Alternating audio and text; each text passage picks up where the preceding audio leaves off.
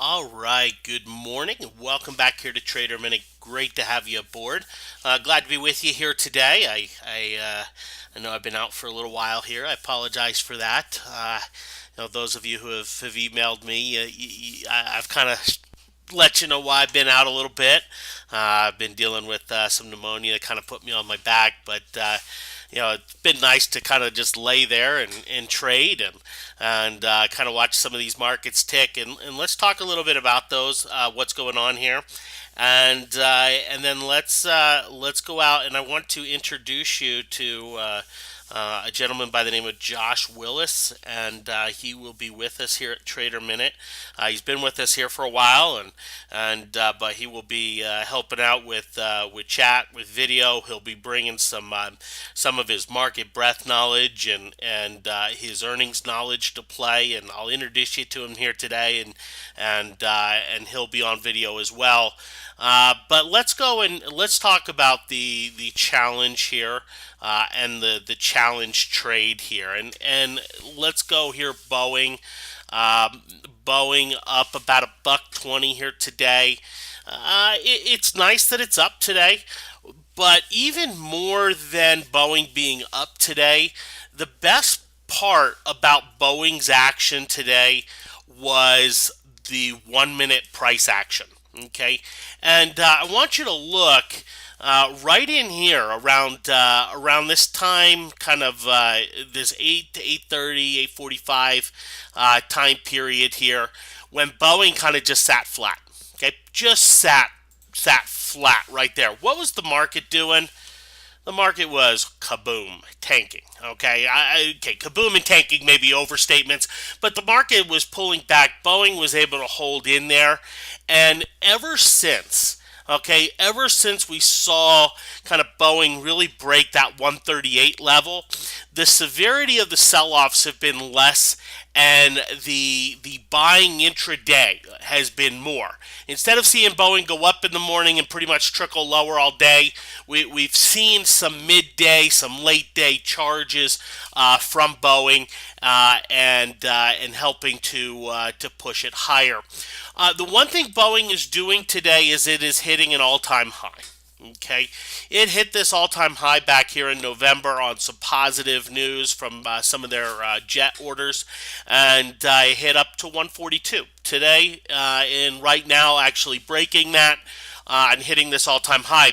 I mentioned in a note I sent out on Boeing yesterday that 142, the all-time high, is a place that we would potentially look to pull some Boeing off to be able to add to something else. Okay, and that is contingent on something else really having some strong signals. Because let's face it, Boeing, from a technical standpoint, is still one of the strongest charts that we have in the market. Okay, and it not only has the trend rider principles in play. Okay, with the piercing of the upper band, and the bands expanding. Okay, it has this aspect in play, but it has the vibe aspect in play here, and really to see Boeing go to 145, even to 150, not out of the realm of possibility. Do our options have a lot of torque in them? No. I mean, we're dealing with a delta of about one. Okay, so a dollar up is about $500. A dollar down is about $500 gain loss there. But to see Boeing continue and to kind of have some stronger jumps as we go forward is more likely than having a strong pullback. Take a look at the action right in here in September on Boeing as it kind of triggered up into this trend rider mode. Okay, started pushing higher. Notice how it just kind of ground higher, a little bit, and then it gets kind of that explosion to the upside. Did the same thing back here in October, and this isn't something that always happens with trend rider trades. As far as they start out slow and then they kind of blow up a little bit, but it is something that, given Boeing and its performance relative to the market over the last even 2 weeks, it's in a good position here. Okay. Yeah, Jimmy. Yes, having a higher delta it can be better, right? I mean, we can't get better than one, right? I mean, we basically are making dollar for dollar with the options we have. We're not worried about any time decay. So yeah, they're January options, but we don't have any time decay in play or anything like that that we have to worry about. What we lose when we have a delta of one is some of the torque. Okay, some of the real torque. Like if we get into Tesoro, okay, let's just say we go buy Tesoro calls, for example, right? And we buy some 57 calls on Tesoro, 57 and a half calls on Tesoro. All right, what we're going to have is we're not going to make dollar for dollar as it goes up. But on a percentage basis of our overall trade, we'll be making a good percentage. Okay, if Tesoro goes up. Boeing, that percentage gain for the option values isn't going to be as good as it goes up here.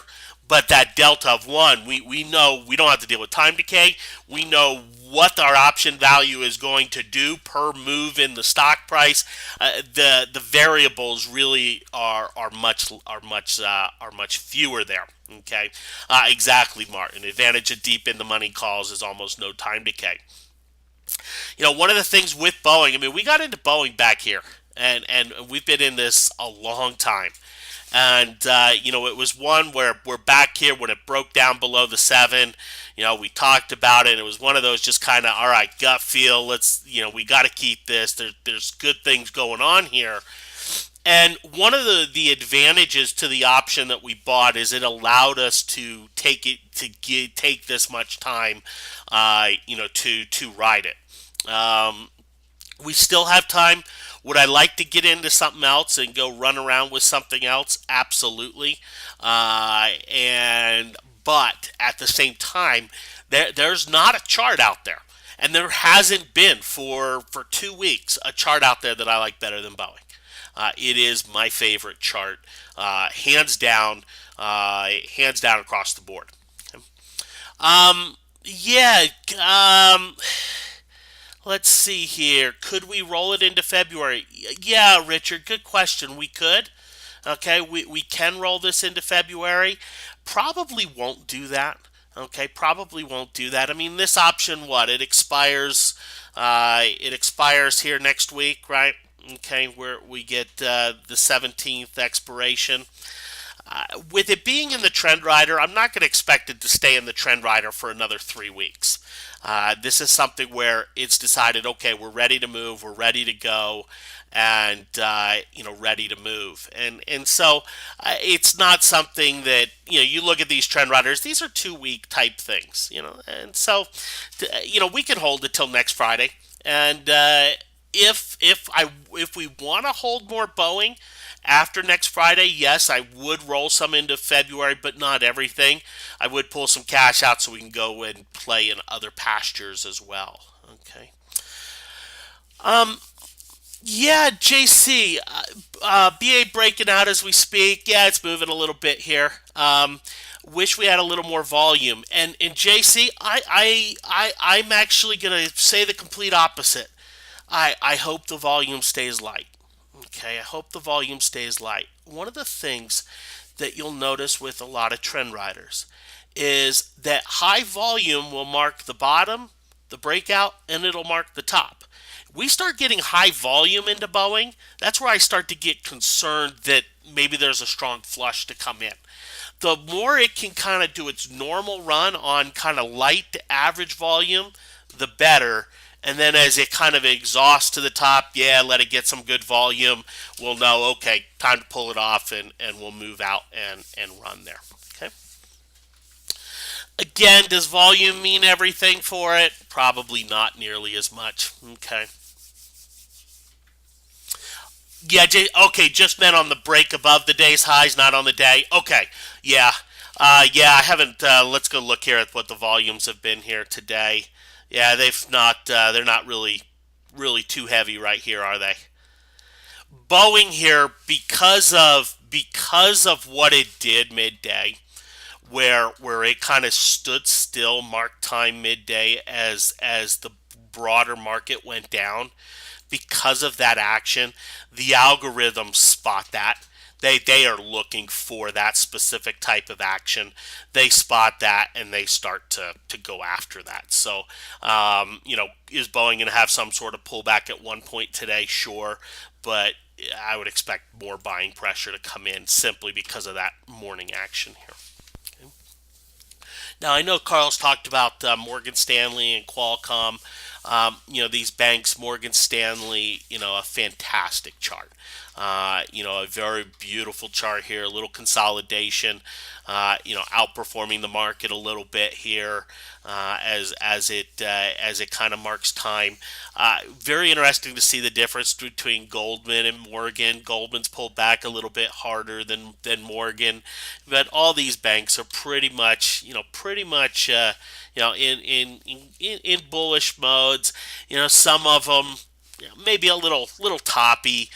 We could see some sort of kind of correction come into play here with them, but fundamentally, these are some of the cheapest stocks that are out there, and as value buyers are stepping in, I do expect to see the banks continue higher. Qualcomm, Qualcomm's been quite interesting. In fact, Qualcomm broke above 74, had all signs it was ready to move. Market decided it wanted to pull back, so Qualcomm went with it, and Qualcomm dipped. Qualcomm dipped on that Thursday.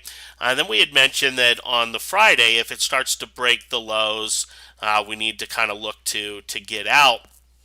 And what it did is it broke those lows so quickly that it kind of went down to this support level so fast that at that point, from a risk reward standpoint, wasn't worth getting out.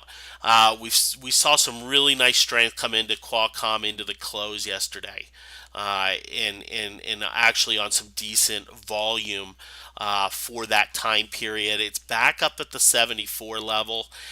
Is it going to break out from this point? Yes, if the market maintains its bullishness, but if we see the market continue to consolidate, go flat a little, Qualcomm could find a little more resistance here.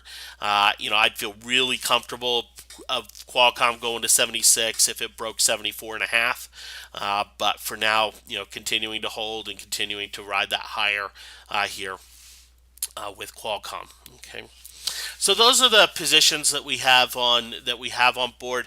There are some things that we're watching, that we're looking at. Tesoro has just been hilarious. Okay, and so when I'm yes, Aaron, thank you. And the stocks I'm going to show you are things that I'm eyeballing for the challenge going forward. Okay, to looking at the challenge, as we potentially pull some Boeing off going forward, what stocks we're looking to get in.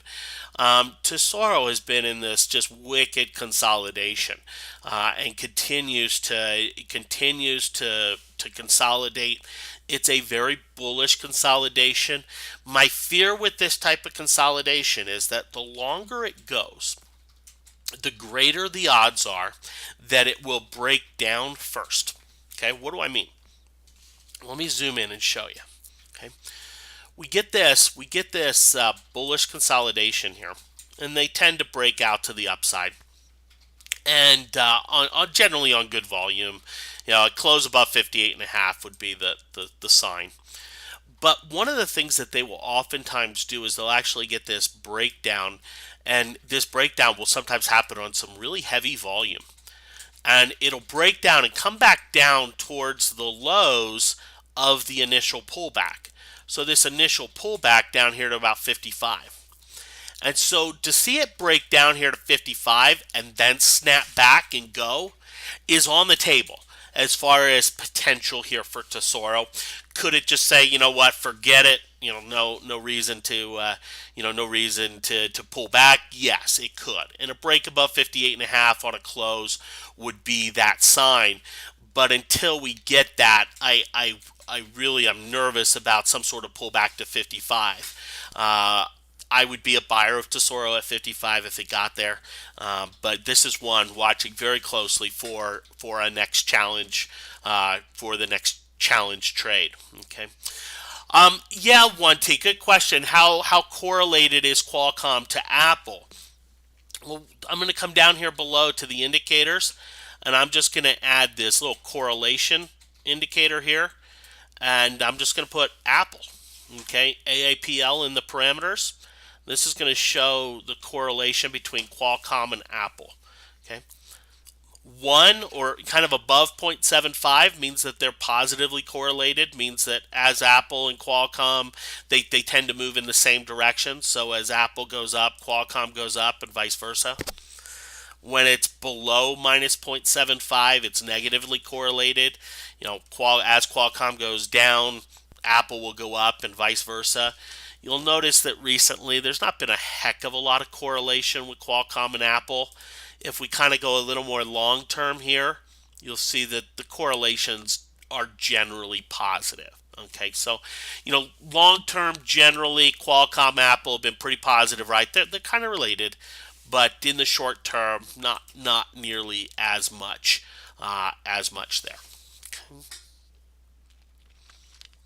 So keeping an eye on Tesoro as far as for the challenge. Um, the other thing I'm watching is oil, and John and I every day have been kind of back and forth here talking about oil and the breakdown here, major breakdown, and this is one of the things just dragging on the market overall. And oil here, the USO pushing into breaking these November lows here. After a pretty substantial rebound. If you look at the BNO, Brent crude, we don't quite have as bad of a breakdown here. Okay, from a technical standpoint as we do with USO.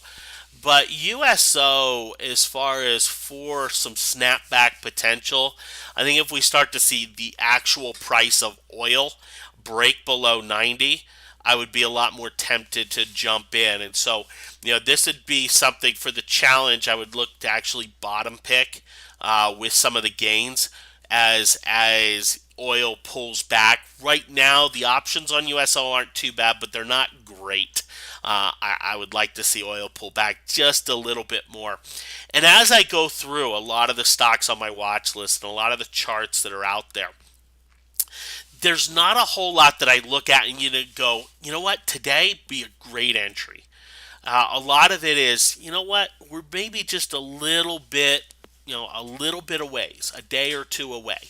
The only thing that I look at and go, man, I mean, there's just nothing, this is worth continuing to ride, is Boeing, and that's one of the reasons we're just continuing to hold on there. You guys know that I like steel and coal and some of the things that are going on there. Okay. And steel and coal have pulled back. All right, we talked about Nucor last week. As we got out of the trade, it's still been too early to step back into it. U.S. Steel, okay, still too early to step back into it, but they're starting to pull back here. Some of this is because of the data out of China. Some of the Chinese data has been weak. It's not been nearly as strong as what it could be. But these are things that, as they pull back, I think are very worth picking up.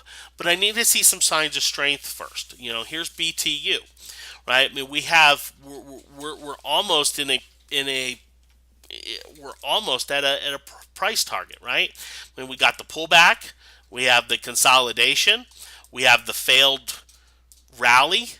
Now we have the breakdown. Okay, so we have this symmetric pattern, this kind of ABC correction. Generally, these two legs, the two down legs, are the same size. So we go from about 21 to 18. Now we're going 19 and a half to, let's say, 16 and a half. Okay, we start getting BTU down here around 16 and a half support. That becomes very interesting. And so, it would be severely oversold at that point. So, is there a temptation to go and bottom pick? Yes, but I still think we're a little bit early on a few things here. Okay. Yeah, 1T, is USO more related to WTI crude? Exactly, yes. Exactly. To the West Texas crude. You got it. Okay. All right, jobs report tomorrow. Okay, jobs report tomorrow. And one of the things here with the market, we have about half of the S&P 500 stocks are trading above their 7-day moving averages, and about half are trading below. Okay, and that's changes minute by minute, but that's the general ratio right now. And you see the market, it's pretty much been flat on the year. Had the down day on the first trading day of the year, but overall it's been pretty flat on the year. And it feels very bearish, right? Overall feels very bearish, continue considering the bullish run of 2013. But really, it's held up very well relative to what the overall market could. Take a look at. Let me click annotate here. I want you to look here at the last jobs reports. Okay, this was the day. The day that I'm marking is the day before the jobs data was released. Okay. Now, historically, the jobs data is a great number for the news and for the headlines. Okay, it's great for CNBC, for Bloomberg, for to catch national headlines, to get broad exposure. But what has really been the market driver has been manufacturing, okay, and the ISM data that we get at the beginning of every month. That's been the driver now for years.